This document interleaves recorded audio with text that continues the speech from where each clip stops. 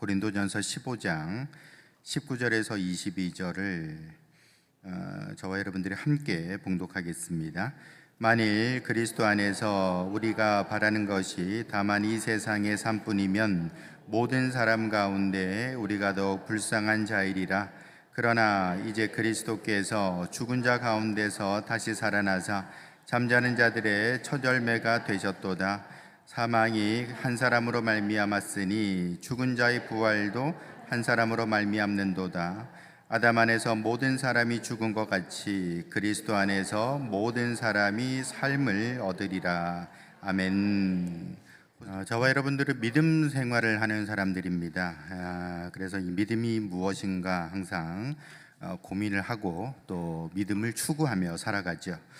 제가 여러 번 말씀드리는 것 같이 믿음이라는 것은 어렵게 생각하면은 한없이 이렇게 복잡해질 수가 있고요. 왜냐하면 이제 뜬구름 잡는 소리가 될 수 있으니까. 그러나 사실 믿음이라는 것은 어렵지 않다라는 것입니다. 믿음이 뭐냐? 마음을 여는 것이다라는 것이죠. 마음을 여는 것이다. 어떤 분들은 저는 믿어지지 않습니다, 믿음이 안 생깁니다라고 호소하는 분들도 분명히 계시죠. 하지만 그건 믿음이 안 생기는 게 아니라 본인이 안 믿어서 그런 거예요. 그럴 가능성이 높다라는 것입니다. 무슨 말인 거 아니? 우리가 가만히 들여다보면은 우리 삶의 모든 것들이 모든 것이라고 하기는 좀 그렇습니다만 거의 대부분의 것들이 믿음으로 다 이루어져 있다라는 것이죠. 그렇기 때문에 우리가 아무 걱정 없이 지하철 버스 타게 되는 것이고 아무 걱정 없이 내가 그 건물에 들어갈 수 있는 것이다. 만약에 내가 믿음이 없다면은 그 사람은 걱정 근심 때문에 신경쇠약 아니면 그 이상의 어떤 고통에 시달릴 수밖에 없을 것입니다. 우리가 믿음이 있기 때문에 나라가 망하지 않을 거야, 국민연금 계속 나올 거야, 이런 생각을 하면서 살아가게 된다는 것이죠. 이와 같이 이 세상의 모든 것 또는 거의 대부분의 것들이 믿음으로 굴러가는구나 라는 것을 알게 된다면은 내가 하나님에 대해서도 보이네 안 보이네, 믿어지네 안 믿어지네 라고 말하는 게 사실은 별 의미가 없을 수도 있다라는 것이죠. 그렇기 때문에 저와 여러분들이 열린 마음을 가지고 하나님께 나가면, 믿기로 작정하면 믿음이 생기게 되는 줄 믿으시길 바랍니다. 그러므로 저와 여러분들은 이 세상 가운데 하나님이 계시고 하나님이 나와 함께 하시고 나를 구원하시고 생명 주시고 복을 주시고 고치시고 싸매신다라는 사실을 믿고 나갈 때에 하나님이 그 믿음대로 역사하게 된다라는 것이죠. 언제나 그렇죠. 내가 보는 것만큼 보인다라는 것 하는 것 아니겠습니까? 사람은 언제나 이제 보고 싶은 것만 본다 그랬는데 내가 보는 것만큼만 보인다, 내가 하나님에 대해서 요만큼만 본다고 한다면 요만큼만 보이게 되겠죠. 그러나 더 크신 하나님, 나의 문제보다 더 크신 하나님을 내가 상상하고 바라보고 의지한다면 여러분, 하나님의 역사는 여러분들의 삶 속에 놀랍게 임하시게 되는 줄 믿으시길 바랍니다. 그러므로 저와 여러분들은 이 종교라는 것이 무엇인가, 그것을 항상 생각해야 됩니다. 이 종교의 본질은 무엇이냐? 초월에 있다라는 것이죠. 초월. 제가 말씀드린 대로 우리 사람이 육신을 초월해야 사람이에요. 육신에 속해 있으면 어떻게 됩니까? 동물하고 똑같은 것이죠. 집에서 키우는 강아지, 고양이나 사람이나 내가 육신의 소욕을 따라 살아간다면은 뭐가 다르죠? 배고플 때 밥 먹고 잠올 때 누워 자고 그렇게 한다면은 개나 고양이나 뭐가 다르냐고요. 내가 잠이 오지만 어떤 문제를 해결하기 위해서 잠을 쫓아가면서 숙제를 한다든지 과제를 한다든지 여러 가지 일들을 할 수가 있는 것이죠. 그게 사람이라는 것입니다. 동물은 그렇게 하지 않거든요. 배가 고프지만 한 끼 두 끼를 참아가면서 내가 어떤 일에 매진한다든지 아니면 금식하면서 기도한다든지, 이것이 바로 사람이 하는 일이다라는 것이죠. 초월이라는 것입니다. 나의 육체의 어떤 소욕을 초월할 때에 그것이 사람의 어떤 모습이 되는 것이고, 나의 어떤 욕심의 영역이 있죠. 이건 내 거야, 내가 누려야 돼, 욕심의 영역을 또 초월할 때에 그 사람은 이타적인 사람, 어찌 보면 저 사람 인격이 남다른 사람이구나 라는 평가를 받게 되는 것이죠. 여러분, 초월이 결국 우리를 성장시키는 것입니다. 그렇다면은 우리 믿음 또는 종교라는 것이 우리에게는 어떤 역할을 하게 되는가? 우리를 초월하게 만든다라는 것입니다. 우리 생각은 요만큼인데 믿음을 가지니까 더 큰 걸 바라보게 되거든요.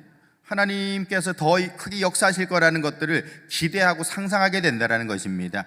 그런 내 생각의 초월, 그것이 바로 종교의 본질이고 그것이 바로 믿음의 어떤 모습이다라는 것을 알 수가 있다라는 것이죠.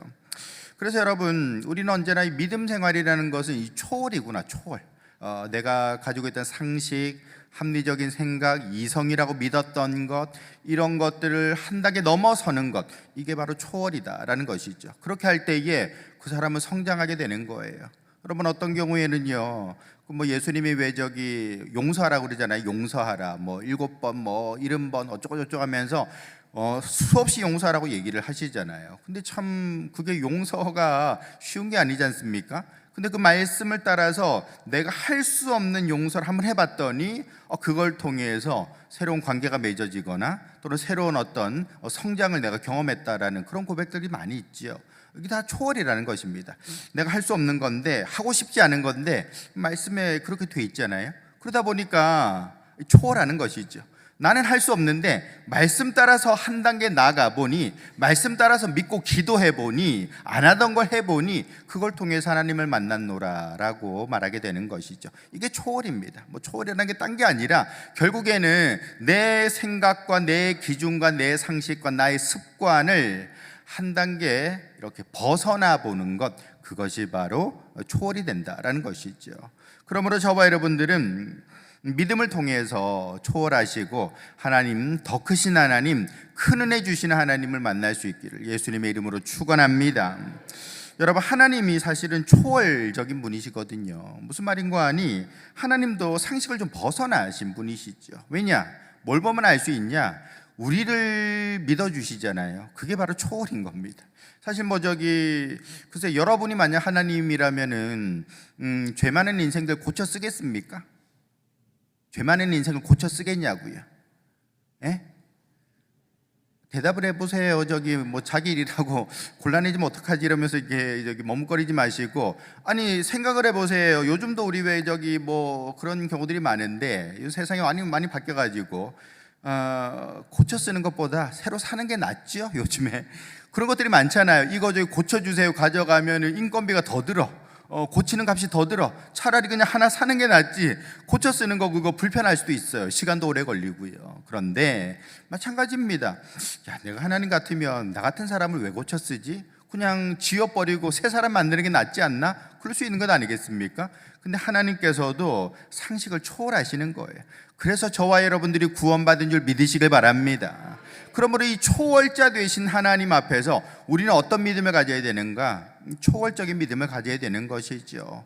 안 보여도 믿는 겁니다. 안 만져봐도, 도마처럼 안 만져봐도, 내가 보거나 만져보지 아니하여도 예수 그리스도가 부활하셨다는 것을 내가 믿는다. 그것이 여러분들을 한 단계 성장시키게 되는 것이고, 또 믿음 안에서 더 큰 은혜를 발견하게 만들어 준다라는 것입니다. 그러므로 저와 여러분들은 이 초월적인 믿음을 가질 수 있기를 예수님의 이름으로 축원합니다. 우리가 신앙을 가지려고 할 때 항상 걸림돌이 되는 게 두 가지가 있어요. 그게 뭐냐면은 이 창조하고 부활이거든요. 창조하고 부활. 사실은 창조를 믿는다, 부활을 믿는다? 그러면 사실은 우리가 믿음에 걸릴 게 전혀 없다라고 말할 수 있을 정도입니다. 창조를 믿고 부활을 믿는다라고 하면은 믿음에 거의 장애물은 치워진다라고도 볼 수가 있는 것이죠. 근데 이 창조를 믿고 부활을 믿으려면 어떻게 되는가? 결국에는 초월적인 믿음이 필요하다라는 것입니다. 요한복음 3장 5절에 보시면 예수님이 니고데모에게 이런 말씀을 하세요. 예수께서 대답하시되 진실로 진실로 너에게 이르노니 사람이 물과 성령으로 나지 아니하면 하나님의 나라에 들어갈 수 없느니라 라고 했습니다. 여러분, 여기 보시면은 지금 니고데모가 와가지고 어떤 구원에 대한 그런 얘기들을 나누지요. 어떤 거듭남에 대한 그런 얘기들을 예수님께서 하시니까, 아니 어떻게 사람이 거듭날 수 있습니까? 어머니 뱃속에 다시 들어갈 수 있는 것도 아니잖아요 라고 이렇게 따져 묻게 되는 것이죠. 그때 예수님 하셨던 말씀이 물과 성령으로 나는 것, 그게 바로 거듭남이라고 얘기를 하고 있습니다. 물은 뭐죠? 회개거든요. 회개라는 걸 다르게 말하면은 나의 생각이 틀릴 수 있다는 걸 인정하는 거예요. 말하자면, 다시 말해서 내가 지금까지 상식으로 가져왔던 것이 잘못됐을 수도 있구나, 또는 이게 아주 빈약한 논리일 수도 있구나, 내가 모르는 것일 수도 있구나라고 자기 반성을 하는 것이 바로 물이다, 회개다라고 말할 수 있죠. 성령은 무엇인가? 성령은 무엇인가? 우리가 성령님, 보혜사 성령님하고 얘기를 합니다만, 제가 여러 가지로 이렇게 설명을 드렸었죠. 다른 건 생략을 하고, 이 성령이라는 것은 이렇게도 볼 수 있다라는 겁니다. 하나님의 정신세계라고 볼 수 있는 거예요. 하나님의 정신세계. 다시 말해서 하나님의 그 정신세계를 내가 받아들이는 거예요. 다시 말해서 물과 성령으로 거듭난다라는 것은 내 생각을 내려놓고, 내가 틀릴 수도 있겠구나, 내가 잘못 생각했을 수도 있네 라고 내려놓고 하나님의 생각을 받아들이는 거, 그게 바로 물과 성령으로 거듭나는 것이다. 한마디로 말해서 거듭남이라는 것을 우리가 너무 신비적으로 종교적으로 이해할 것 없이 생각이 바뀌는 게 거듭남이구나, 그렇게 보셔도 된다는 것입니다. 거듭남이 뭐냐? 생각 바뀌는 게 거듭남이에요. 여러분, 예수를 10년, 20년 믿어도 생각이 그냥 답답하신 분도 있죠. 대화해 보면은 벽 보고 얘기한 것 같은 그런 느낌도 있지 않습니까? 글쎄요, 그분이 구원은 받았는지는 모르겠습니다만 예수 믿으니까 구원은 받았겠죠. 그러나 거듭났나? 라고 본다면은 글쎄요, 전 잘 모르겠어요. 이 생각이 거듭난다는 게 무슨 말입니까? 내 생각, 내 고집 내려놓고 하나님의 생각을 받아들인다라는 거예요. 그게 우리의 삶을 변화시킨다라는 것입니다. 여러분, 우리가 시골에서 땅 파고 살아가는 사람이라고 생각을 해보죠. 나는 이게 내 팔짱가 보다 하고서는 땅 파고 살아갔던 것입니다. 근데 어떻게 하다가 정말 가난하고 못 배우고 힘들게 자랐는데 어떤 사람이 사업을 해가지고 정말 꿈을 이루고, 또는 엄청난 성과를 내고 이렇게 정말 삶을 펼쳐냈다라는 것을 책이나 또는 신문 기사로 접하게 됐다라는 거예요. 그러면 어떤 생각이 들겠습니까? 아유, 참 대단하네 하고서 난 계속 땅 팔 수도 있겠죠. 근데 만약에 내가 그 사람의 생각, 그죠? 그 사람의 어떤 진취적이고 도전적인 생각을 받아들이게 된다면, 그래, 맞아, 내가 이 땅만 파고 살 것이 아니라 뭔가 좀 다른 일을 해볼 수 있지 않을까? 농사를 지어도 좀 다르게 지어볼 수도 있는 것이고, 아니면 이 땅을 팔고서 아예 그냥 내가 거처로 옮길 수도 있는 것이고, 도전할 수 있는 생각이 들게 되는 것이죠. 여러분, 신문이나 책에 그런 어떤 기록이지만 그 정보, 그 생각을 받아들이게 되니까 그게 그 사람을 변화시킬 수 있다는 것입니다. 하물며 저와 여러분들이 하나님의 생각, 하나님의 그 정신세계를 받아들이게 된다면 어떻게 될까요? 삶이 달라지게 되는 것이죠. 그게 바로 초월이라는 것입니다. 내가 기존에 가지고 있던 생각들을 무너뜨리고, 무너뜨릴 것 같지는 없고, 그냥 이것이 아닐 수도 있겠구나, 또는 내가 이게 전부가 아닐 수도 있겠구나라는 것을 인정하고 하나님의 세계를 받아들이게 된다면 그 사람은 말 그대로 초월의 세계로 나가게 되는 것이고, 거기서 하나님을 만나게 된다, 거기서 새로운 삶을 펼쳐나가게 된다라는 것입니다. 그러므로 저와 여러분들은 물과 성령으로 거듭나셔서, 즉 하나님 앞에서 새로운 생각을 받아들이셔서 결국에는 믿음의 사람, 초월자로 살아가는 성도들 될 수 있기를 예수님의 이름으로 축원합니다. 여러분, 이렇게 우리가 믿음을 통하여서 창조를 받아들이고 부활을 받아들여야 되는 것이죠. 오늘 이 고린도전서에서 보통 이 15장을 부활장이라고 얘기를 합니다. 우리가 고린도전서 13장은 사랑장이라고 얘기를 하죠. 사랑은 언제나 오래 참고라고 얘기하는데, 이 고린도전서 15장에서는 예수님의 죽으심과 다시 살아나심, 이 부활에 대해서 계속해서 얘기를 해요. 왜 사도 바울은 부활을 얘기하는가? 고린도 교회를 향하여서. 여러분, 고린도 교회는 세속적인 교회입니다. 세속적인 문화 배경을 가지고 있는 교회입니다. 그리스에 속해 있는 항구 도시거든요. 마치 부산과 같은 그런 항구 도시에 세워진 교회입니다. 세속적인 분위기가 있어요. 그러다 보니까 여기를 향해서 너희들이 어떤 믿음을 가져야 되는가, 바로 초월적인 믿음을 가져야 된다라는 것을 이 부활을 통해서 전해주고 싶었던 게 아닌가 생각이 됩니다. 여러분, 저와 여러분들 오늘 이 시간 부활에 대해서 함께 생각해 볼 텐데, 혹시 창조, 부활, 나는 그런 거는 못 믿겠어, 이런 것들은 나한테는 의미 없는 것 같아, 난 그냥 그냥 윤리적인 예수님, 그런 어떤 신앙생활 이런 것들로 만족해라고만 하지 마시고, 그 생각을 한번 한 발 밖으로 디디셔서 초월해 보시기 바랍니다. 그럴 때에 어떤 삶의 변화가 나타나는지를 생각해 보시면서 함께 은혜 받는 시간 될 수 있기를 예수님의 이름으로 축원합니다. 첫 번째로, 이 부활이라는 것은 믿음의 시작이 된다라는 것이죠. 우리 믿음의 시작이 무엇인가? 부활이다라는 것입니다.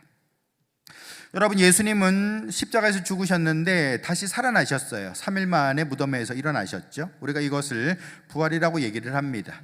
근데 따지고 보면은 성경 속에는 죽다 살아난 사람들 많거든요. 죽다 살아난 사람이 아니라 죽었다가 살아난 사람들이 많죠.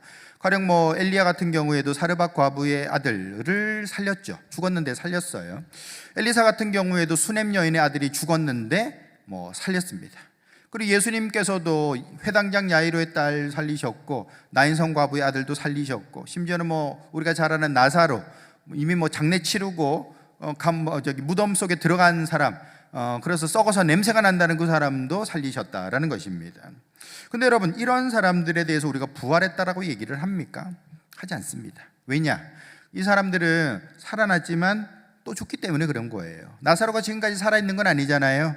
나사로가 무덤에서 남았지만 언젠가 또 죽었을 겁니다. 우리가 그의 생물 연대는 다 알지는 못하지만 분명히 죽었을 거예요. 결국에는 이 사람들은 부활했다라고 말하지 않고 그냥 일시적으로 소생했다라고 말할 수 있겠죠. 다시 생명을 받아서 소생했다라고 말할 수 있습니다. 그렇다면 예수님의 부활은 무엇인가? 예수님도 죽었다가 살아난 것 아니야? 라고 말할 수 있지만, 예수님의 부활은 그들의 소생과는 다른데 왜 다른가? 예수님의 부활은 영원한 생명으로 부활하신 것입니다. 여러분, 예수님은 지금도 살아계신 줄 믿으시길 바랍니다. 하늘에서 지금도 살아계시다라고 우리는 믿는 것이죠. 다시 말해서 예수님 부활하셔서 40일 동안이나 제자들 만나시고 안녕히 계셔라 하고서는 이렇게 하늘로 올라가신 것 아닙니까? 그렇게 영원한 생명으로 받는 것, 그게 바로 부활이다라는 것입니다. 여러분, 그러므로 우리가 이걸 보면서 뭘 깨달아야 되는가? 예수님이 부활하셨기 때문에, 즉 예수님이 영원한 생명을 받으셨기 때문에 예수님을 믿는 저와 여러분들에게도 영원한 생명이 주어지게 되는 줄 믿으시길 바랍니다. 우리가 이 땅 가운데 살아가면서 영원히 살 수는 없잖아요. 우리 다 죽거든요. 우리 다 죽어요. 모르셨어요? 우리 다 죽습니다. 언제 죽을지 몰라서 그게 그냥 맹숭맹숭한 거지. 우리 다 죽어요. 우린 다 죽지만 그걸로 끝나는 게 아니라 영원한 생명, 또 다른 삶이 펼쳐진다라는 것입니다. 그걸 누가 보여주셨냐? 예수님 보여주셨다라는 것이지요. 모델하우스처럼. 여러분, 우리가 모델하우스 왜 갑니까? 우리가 이 아파트가 지어지면은 내가 이런 데서 사는구나 미리 가서 보는 것처럼, 예수님이 첫 열매가 되셔서, 예수님이 모델하우스가 되셔서 우리에게 영원한 생명을 보여주셨다라는 것이지요. 그러므로 저와 여러분들도 예수님처럼 부활하게 되는 줄 믿으시길 바랍니다. 뿐만 아니라 예수님의 부활이라는 것은 일시적으로 소생한 사람들과 뭐가 다르냐? 이것은 전혀 다른 의미를 가지죠. 다시 말해서 예수님이 부활하셨다라는 것은요, 죄로부터의 구원을 보여주고 있다라는 것입니다. 본래 사람이 하나님 앞에 죄를 짓게 되죠. 지었죠. 죄 지은 사람은 어떻게 됩니까? 하나님과 분리됩니다. 하나님 따로 우리 따로 분리되는 거예요. 그건 이제 에덴 동산에서부터 시작된 저주였던 것이죠. 그래서 22절에 보니까 뭐라고 돼 있습니까? 아담 안에서 모든 사람이 죽었다라고 얘기를 하고 있어요. 여기서 말하는 죽었다라는 것은 육체적인 죽음도 의미하겠지만 영적인 죽음, 즉 하나님과의 분리를 의미하는 거예요. 우리가 멀쩡하게 살아있는 것 같지만 사실은 죽은 자였다라는 것입니다. 마치 우리가 화병에 꽃을 이렇게 꽂아놓으면 예쁘죠. 근데 뿌리 잘렸잖아요. 보통 잘라서 넣잖아요. 여러분, 그건 며칠 지나면 시들시들하면서 결국에는 썩어서 없어지게 된다는 것입니다. 그게 우리 모습이다라는 것이죠. 여러분, 그런데 왜 그렇게 되는가? 왜 그렇게 우리는 죽어갈 수밖에 없는가? 하나님과 분리됐기 때문에 그렇습니다. 하나님이 우리의 힘이 되시고 근본이 되시고 에너지가 되시고 원천이 되시는데 거기와 내가 분리됐으니까 더 이상 에너지를 공급받지 못하게 되는 것이죠. 여러분, 우리는 엔트로피적인 존재 아니겠습니까? 계속해서 에너지를 고갈시켜 나가는 존재입니다. 여러분, 당장 우리가 햇빛이 없으면 살아갈 수 있나요? 햇빛 없으면 내가 가지고 있는 에너지로 며칠 버틸까요? 버틸 수 없어요. 결국에는 여러분, 이렇게 외부로부터 에너지가 공급되어져야 나의 생명은 유지가 되고 발전할 수가 있는데, 하나님과의 관계가 끊어졌을 때 인간은 죽을 수밖에 없다. 그게 죄의 삭슨 사망이라는 말이죠. 근데 여러분, 지금 예수님께서도 죄로 인해서 죽으셨거든요. 예수님이 죄로 인해서 죽었습니다. 본인의 죄가 아니라 나의 죄 때문에 죽으신 것이죠. 그 죄를 다 뒤집어 쓰고서는 십자가에서 뭐라고 절규하십니까? 엘리 엘리 라마 사박다니, 하나님 왜 나를 버리십니까? 죄인은 하나님과 분리될 수밖에 없어요. 그걸 십자가에서 보여주신 겁니다. 그렇게 인간은 버려지게 되는 것이고 죽을 수밖에 없는 존재다라는 것을 거기서 다 보여주셨습니다. 근데 그 예수님을 누가 살리셨습니까? 하나님이 살리셨다라는 것입니다. 여러분, 하나님께서 예수님을 살리셨다라는 말은 어떤 의미일까요? 죄로 인해서 버려진 존재를 하나님이 다시 찾으시고 부르시고 다시 연결하시고 다시 임재하셨다는 걸 보여주고 있는 거예요. 여러분, 그러므로 이 부활을 보면서 우리는 뭘 깨달아야 되는가? 죄로 인해서 내가 하나님과 분리됐었는데 이제부터는 예수님으로부터 시작되어서 이제부터는 저와 여러분들이 하나님을 만날 수 있게 된 줄 믿으시길 바랍니다. 다시 말해서 하나님과 연결된 존재가 됐다라는 거예요. 전에는 내가 하나님을 불러도 하나님 대답할 수 없었습니다. 죄가 하나님과 우리 사이를 가로막았기 때문에 그런 것이죠. 그런데 이제부터는 내가 하나님께 나아가서 부르짖게 된다면은 하나님은 들으시고 응답하시고 우리와 함께 하시는 분이 되셨다라는 것입니다. 관계가 맺어졌다라는 것이죠. 그게 바로 자녀 되었다라는 말이라는 것이죠. 그러므로 여러분, 이 부활이라는 것은 결국에는 하나님과 내가 관계가 회복되었다라는 것을 보여주고 있는 것입니다. 여러분, 그러므로 우리가 이 부활을 바라보면서 뭘 깨달아야 되는가? 내가 죄로부터 용서받았구나. 나는 하나님과 새로운 관계가 됐구나. 그리고 나는 육신으로는 죽지만 우린 다 죽어요. 그러나 나에게는 새로운 생명, 영생이 마련돼 있다라는 것을 알게 되는 것이죠. 이게 우리의 신앙의 기초가 된다라는 것입니다. 그러므로 오늘 본문 22절에도 보시면은 아담 안에서 모든 사람이 죽은 것 같이 그리스도 안에서 모든 사람이 삶을 얻으리라 라고 했습니다. 여러분, 저와 여러분들이 부활을 믿을 때에 우리에게는 새로운 삶이 열리게 되는 줄 믿으시길 바랍니다. 우리가 이 부활을 믿는다라는 것은 바로 우리에게 새 생명, 새 삶을 열어주는 그런 어떤 시작이 된다라는 것이죠. 그렇기 때문에 우리가 예수님이 부활했는지 안 했는지 우리가 어떻게 알아? 어떻게 믿어? 그렇게 닫힌 마음으로 바라보지 마시고 열린 마음으로 그 예수님의 부활을 받아들이심으로 주 안에서 새 삶을 누리고 살아가는 성도들 될 수 있기를 예수님의 이름으로 축원합니다. 두 번째로, 이 부활이라는 것은 우리 믿음의 기준이 된다라는 것입니다. 첫 번째가 믿음의 시작이 된다라고 말씀드렸고요. 그리고 두 번째가 믿음의 기준이 된다라는 것입니다.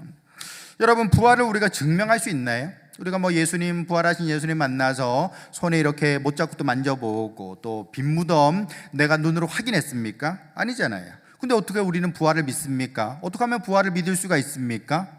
물론 여러 가지 어떤 논증들을 하죠. 변증이라고 얘기를 하죠. 논증들을 합니다. 어떤 게 있는 거 아니? 대표적인 게 생각을 해봐라. 예수님이 부활하지 않았다면 그 많은 사람들이 무엇을 위해서 목숨을 던졌는가라는 것이죠. 보통 이렇게 부활을 부정하는 사람들은 얘기하기를, 예수가 부활한 게 아니라 저기 예수의 시신을 제자들이 훔쳐가서 숨겨놓은 거 아니야? 그러고서 부활했다고 떠들고 다니면서 장사한 거 아니야? 라고 그렇게 얘기를 하는 것이죠. 물론 생각해보면 그럴 수도 있겠죠. 근데 생각해보세요. 예수는 반란자로 죽었습니다. 로마 정부 입장에서는 로마 정부 위협이 된다라고 정치범으로 생각했기 때문에 십자가에 달았고요. 예루살렘 유대인들 입장에서는 저들이 우리 유대교회에 아주 위협이 된다라고 해서 그렇게 이제 모함해서 넘겼던 것이죠. 자, 그렇다면 예수를 따르는 사람들에 대해서는 인상이 좋습니까? 아니 반란자의 수괴, 이단자의 수계를 따르는 그 무리들에 대해서 유대인들 또는 로마가 좋게 생각하겠냐고요. 그럴 리가 전혀 없지요. 그렇다면은 아니 뭐 3년 동안 예수님 따라다녔는데 그 예수님이 십자가에서 죽으셨다? 그러면은 아하, 우리가 뭔가 홀렸구나, 헛것을 봤구나, 눈에 뭐가 씌었구나, 아 이제 뭐 정신 차리고 그냥 갈릴리로 돌아가서 나의 생업에 그냥 복귀해야겠다, 아 내가 3년 동안 허송세월했구나 하고서는 그냥 자기의 생업으로 돌아가는 것이 가장 합리적이죠. 가장 일반적이고 합리적일 것입니다. 근데 굳이 그 예수의 시신을 숨겨다가 예수 부활했어라고 얘기를 하다가 예수 부활했어 하면은 사람들이 막 박수 쳐주고 좋아할 게 아니라 오히려 너 일로 와봐 하고서는 고문하고 사자밥으로 던지고 그렇게 죽임을 당하는데 굳이 그렇게 할 이유가 있을까요? 여러분, 보통 우리가 이 부활을 증명할 때에 그렇게 얘기를 하는 것이죠. 이렇게 많은 증인들이 정말 예수님의 부활을 증언하고 그렇게 목숨을 던졌는데 이게 가능한 일이냐? 예수님이 부활하셨기 때문에 이것이 모두 다 정말 그 제자들이 이렇게 목숨을 던져서 예수님의 부활을 증거한 것이다 라고 얘기를 하는 것입니다. 여러분, 이렇게 우리가 뭐 설명할 수 있겠죠. 근데 결국에는 여러분, 우리 입장에서는요, 저와 여러분들 2024년을 살아가는 저와 여러분들의 입장에서는 부활이라는 건 결국에는 이래나 저래나 증명의 어떤 그 단계가 아니라는 것입니다. 증명의 영역이 아니다. 무슨 말인가? 우리가 뭐 제자들이 어떻게 했네 어쩌네 얘기하지만 그 제자들도 우리가 본 게 아니잖아요. 그러니 결국 이 부활이라는 것은 믿음의 영역으로 들어갈 수밖에 없다라는 것입니다. 그렇다면은 우리는 이 부활을 어떻게 좀 받아들여야 되는가? 처음으로 다시 돌아간다면 믿음이 뭐냐? 믿음은 열린 마음으로 받아들이는 것입니다. 그걸 통해 가지고 내 삶을 새롭게 세워나가는 것이 신앙생활이라고 말할 수 있어요. 근데 이게 증명이 되니 안 되니라고 따지고 들면은 이건 답이 없는 것이죠. 답이 없는 그런 어떤 얘기가 된다라는 것입니다. 저와 여러분들은 열린 마음으로 부활을 받아들이고 믿는 사람들이 될 수 있기를 주님의 이름으로 축원합니다. 여러분, 사실상 이 부활이라는 것은요, 창조하고 똑같은 거예요. 창조가 뭡니까? 하나님께서 없는 것에서 있는 걸 만들었다라는 것 아니겠습니까? 마찬가지로 부활이라는 것도 마찬가지입니다. 아니 뭐 저기 죽은 사람 뭐 심폐소생해서 살려놓은 것도 아니고 완전히 뭐 3일 만에 살아났다라는 것은 어떤 의미냐? 더더군다나 이것은 뭐 예수님의 살아남이라는 소생이 아니라고 말씀드렸죠. 무슨 말입니까? 전혀 다른 어떤 몸으로, 영생하는 몸으로 살아나셨다라는 것입니다. 그렇기 때문에 예수님의 부활이라는 것은 그냥 창조라고 보시면 됩니다. 사실은 창조와 부활이라고 얘기했는데 다르게 말하면은 창조와 새 창조라고 말할 수 있죠. 다 창조라는 것입니다. 결국 이 부활을 믿는다는 것은 무엇을 믿는다라는 것이냐? 창조주 하나님을 믿는다라는 것이고요. 그 창조주 하나님을 내가 받아들이고 믿을 때에 나의 삶은 새롭게 펼쳐지게 된다. 그게 바로 초월이라는 것입니다. 내가 알고 있던 상식에서 벗어나서 전혀 다른 세계를 누리게 된다라는 것이죠. 여러분, 저와 여러분들은 하나님의 창조를 믿으십니까? 하나님께서 우주를 만드시고 나를 만들었다는 거 믿으십니까? 증명은 좀 안 되죠. 그렇죠? 증명은 어렵죠. 우리가 뭐 그걸 뭐 태초로 돌아가서 어떻게 눈으로 확인할 수 없으니까 증명 어려워. 이거 사실은 믿음의 영역이거든요. 근데 여러분, 그 진화 생물학자 중에 아주 유명한 분이 계신데, 진화 생물학, 다시 말해서 생물학을 연구하는데 이 생물이 진화해서 이렇게 왔다라는 그런 걸 연구하시는 분, 최재천 교수님이란 분이 계세요. 최재천 교수님, 아주 우리나라에서 유명한 진화 생물학자죠. 근데 이분이 교회를 다니거든요. 그래서 이제 누가 물었어요. 아니 교수님은 과학자시고 더더군다나 딴 것도 아니고 진화 생물학을 연구하고 가르치는 분인데 어떻게 교회를 다니십니까? 어떻게 진화를 연구하면서 교회를 다니십니까? 라고 물었어요. 그러니까 이제 하는 얘기가 뭐냐면은 자기 부인이 교회를 다닌다는 거예요. 몇십 년 전부터 교회를 다니는데, 그리고 자기도 이제 따라 나간다는 것이죠. 그러니까 아내가 가니까 이제 따라 나간다라고 얘기를 하는 거예요. 근데 또 한 가지가 더 이유가 있다라는 겁니다. 한 가지 이유가 더 뭐냐면은 자기가 진화 생물학을 연구하는 사람이잖아요. 솔직히 고백을 하더라고요. 진화 생물학을 연구를 하면은 인간의 목적이 없다라는 것입니다. 진화 생물학을 연구하면 인간의 목적이 없다라는 거예요. 제가 그건 뭐 몇 주 전에도 말씀 한번 드렸습니다만 저하고 똑같은 얘기를 하시더라고요. 여러분 생각해 보세요. 우리가 진화라는 것은 아메바, 집신벌레 이런 단세포에서 발전되어서 오늘날의 고등생물이 됐다는 것 아니겠습니까? 그 말인즉슨 단세포, 아메바 뭉쳐놓은 게 사람이라는 게 진화생물학이거든요. 그러면 우리가 보통 사람이 뭐 존귀하다, 사람이 뭐 인권이 있다라고 얘기를 하는데 우리가 뭐 아메바의 인권, 아메바의 존귀함에 대해서는 말하지 않지 않습니까? 사실은 다 똑같은 거잖아요. 이 단세포나 나나 다를 게 뭐가 있어요? 결국에는 이 최재천 교수님도 하는 얘기가 뭐냐면은 이 진화생물학의 연구를 하면은 인간의 목적이 없다라는 것이죠. 근데 사실은 이런 과학만 가지고서 세상을 살아갈 수 있느냐? 그건 아니라는 겁니다. 교회 가서 말씀을 들어보고 성경을 읽고 어떤 경우에는 이제 또 간증을 듣기도 하지 않습니까?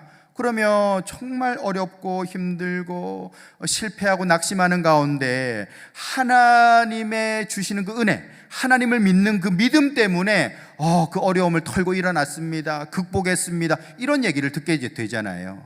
그런 것들이 자기에게도 필요하다라는 것입니다. 이 책만 들여다보고 연구만 하고 있다면은 인간에게는 아무 목적도 없고 의미도 없는 그런 공허한 상태가 돼버리는데, 교회 가서 말씀 듣고 성경 읽고 그렇게 다른 사람들의 간증을 들을 때에 삶의 의미와 목적이 생긴다라는 것이죠. 그래서 자기는 교회를 간다라는 거예요. 믿음이라는 게 바로 이런 것입니다. 우리가 알고 있는 상식이 있고 관습이 있고 자기의 어떤 고정관념이 있겠죠. 근데 내 생각에 그냥 붙잡혀 있는 것이 아니라 하나님의 생각을 받아들이는 거예요. 하나님의 정신세계를 받아들이게 되면 어떻게 되는가? 그 사람은 초월하게 되는 줄 믿으시길 바랍니다. 이 초월이 뭡니까? 내가 알고 있는 이 세계관에서 한 발 더 나가는 것입니다. 그걸 통해서 그 사람은 좀 더 넓은 세계, 좀 더 풍성한 삶을 누리며 살아가게 되는 것이죠. 여러분, 부활을 믿는다는 것도 똑같은 것입니다. 우린 지금 부활을 증명하고자 이 자리에 있는 게 아니에요. 부활을 믿는다는 건 어떤 의미인가? 예수님이 부활하셨다, 죽음에서 부활하셨다, 죄로 인해서 멸망당하셨는데 하나님께서 그를 살리셨다라는 것은 결국에는 저와 여러분들에게 주시는 소망의 메시지가 되는 줄 믿으시길 바랍니다. 여러분, 오늘 말씀해 보시면 19절 한번 보시죠.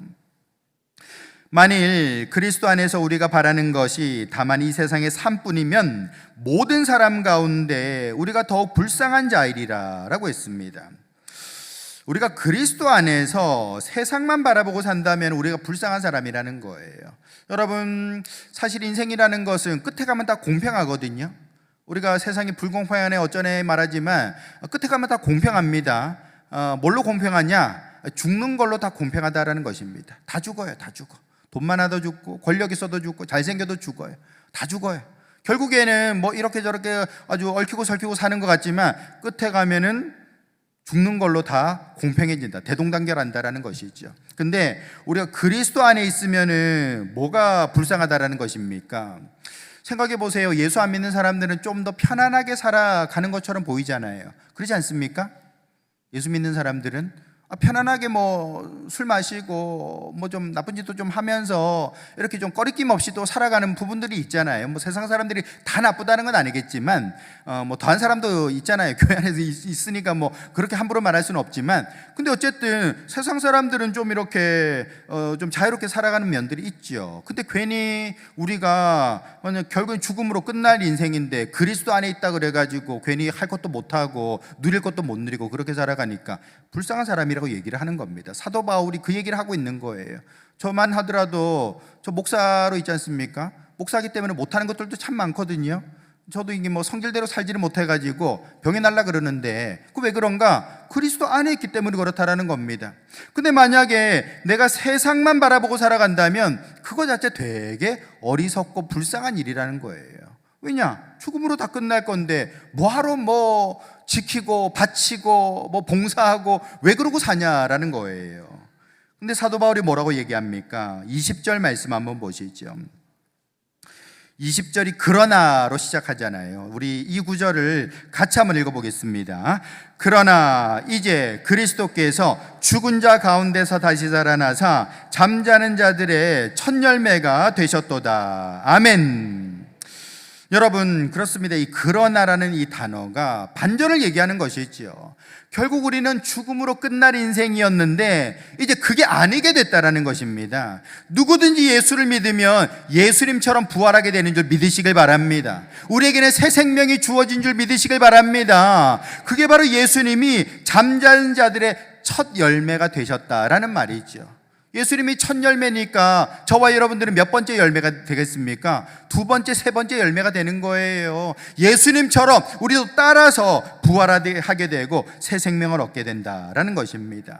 여러분, 이 믿음을 우리가 가지게 될 때에 이것이 왜 우리에게 신앙의 기준이 되는가? 여러분, 많은 사람들이 세상을 살아가면서 근심하고 걱정하고 힘들어하고 괴로워하죠. 뭐 때문에 괴롭습니까? 여러 가지 내가 감당할 수 없을 것 같은 걱정되는 일과 문제들 때문에 그렇다라는 것이죠. 근데 여러분, 그건 어떻게 보면은 내가 예수님의 부활을 제대로 믿고 있나? 그거부터 한번 점검해 보셔야 되는 것입니다. 예수님의 부활이 믿음의 기준이 된다고 제가 말씀드렸어요. 그 예수님의 부활을 믿는 믿음을 가지게 된다면 내 삶에 어떤 변화가 나타나는가? 여러분 생각해 보세요. 죽은 사람이 부활하는 게 어렵습니까? 아니면 직장을 구하는 내가 취직하는 게 어렵습니까? 부활하는 게 훨씬 더 어렵겠지요. 아니 뭐 취직이야 뭐 어찌어찌 하면은 뭐 되지 않겠습니까? 눈높이를 좀 낮춘다든지 아니면 어떤 경우에는 하여튼 뭐 자기 속에서 잘 써가지고 대기업에 들어가는 경우도 있잖아요. 여러분, 내가 취업하는 것보다 예수님이 부활하시는 것이 훨씬 더 어려운 일인 것이죠. 근데 그 훨씬 더 어려운 일을 하나님이 이루신 줄 믿으시길 바랍니다. 그 하나님이 행하신 그 재창조, 새 창조의 부활의 사건을 바라본다면은, 내가 그걸 믿는다면은, 내가 회사 취직하는 건 별것도 아니네, 큰 문제 아니네, 너무 걱정 안 해도 되겠네 라고 생각할 수 있다는 것입니다. 여러분들이 가지고 있는 여러 가지 문제가 있겠죠. 다 문제가 있죠. 얼굴에 뭐 근심이 있다고 다 쓰여 있는 것 같아요.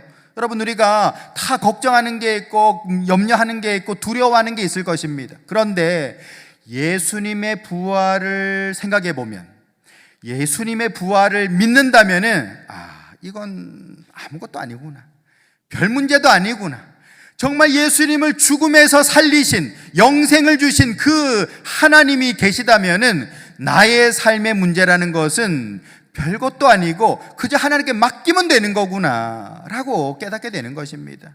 여러분, 결국에는 우리에게는 새로운 생명이 있고 영생이 있기 때문에 지금의 이 삶이라는 것에 대해서 걱정하고 근심하는 것은 어리석은 것이 된다라는 것을 깨닫게 된다는 것이죠.